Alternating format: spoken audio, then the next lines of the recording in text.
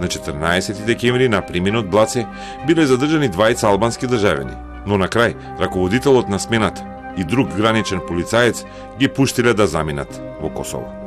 Идентитетот на едниот албански државјанин кој си ја покажал албанската патна исправа е Сокол Бибај. А името Сокол Бибај го има и во обвинението за двојник. Тој на 28 мај 2019 успеал да дојде во Македонија.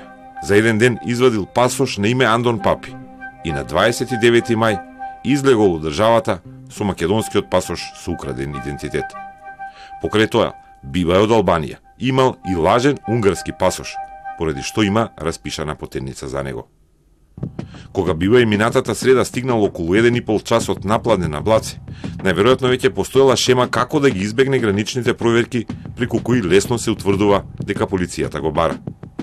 Младиот полицаец во кабината ги зел пасошите на тројцата патници во Мерцедесот и првите два покажале дека се на луѓе барани од македонската полиција. Пред да ги провери на скенерот и да ги впише податоците во пребарувачот на компјутерската база, цариник кој стоел во близина почнал да му вика да не ги поминува пасошите, но било доцна, а системот алармирал и бил повикан раководителот на смената.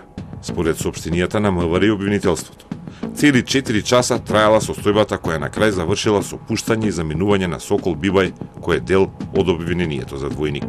Додека во канцеларијата во полициската станица на Блаце си седеле Бибај и раководителот на смена со уште еден албански државјанин.